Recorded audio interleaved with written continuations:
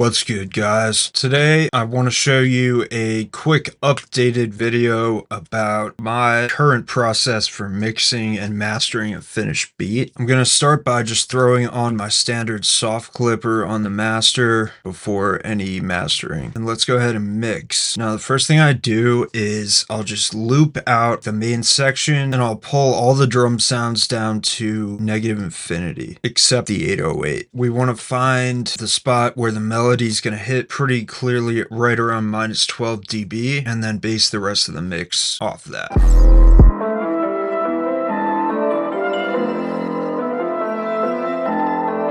Let's get a snare.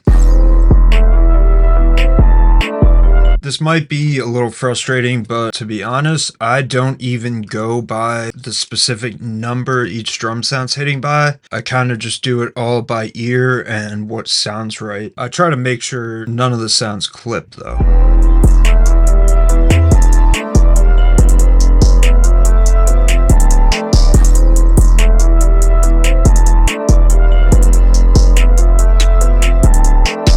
And each sound as I go down the line is going to be a little bit quieter than the one above it. You'll see I don't do any mixing on the drums themselves. These are just straight up right from the pack. These are going to come from the SOUTHPAW drum and loop kit, link below.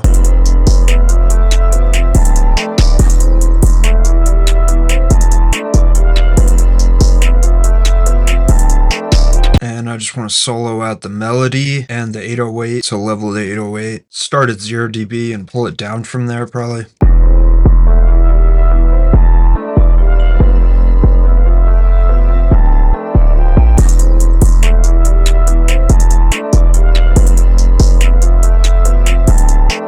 Okay, now let's do the same process for the verse melody.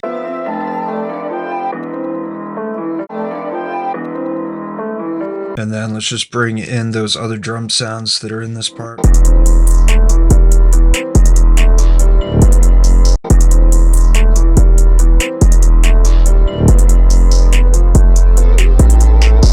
That pretty much sums up my mixing process, and now let's get into mastering. So I started the mastering already, just throwing my go-to soft clipper, the T-Rex Classic clipper, on the master. If you throw a clipper on, make sure that it's up last on the effect chain at the bottom here. This AI mastering plugin dropped with one of the recent updates, but honestly, I feel like I just get a better sound mastering myself. First, I'm going to bring in the stock tube EQ and make sure that when you're adjusting the settings for these mastering plugins that each one is as subtle as possible. Any tweaks you make are applying to the whole beat.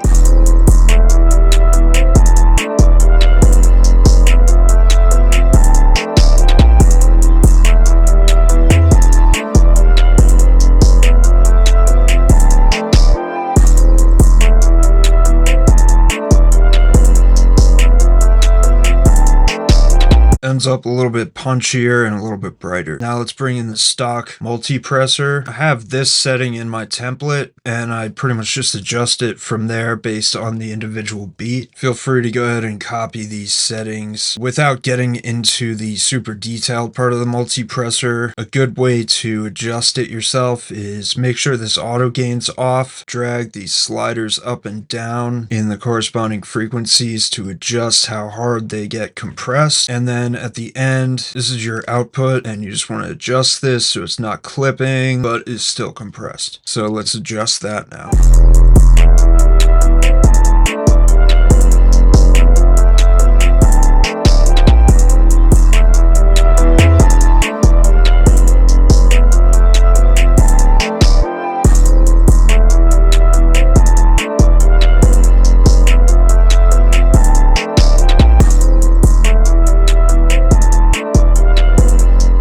Not quite redlining, but like right on the edge. After that multi-presser, we have that soft clipper, rounds off those clipping edges. And I like to have my soft clipper somewhere in the mid 3 decibel range, and the -10 slope set the output to 0. So this is what it sounds like before and after mastering.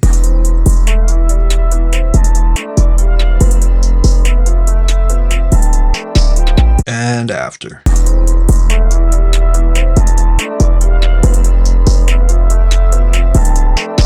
Hope that helps you guys. Thanks for watching. Remember to drop a like and pick up my drum kits below, and I'll see y'all Saturday. Later.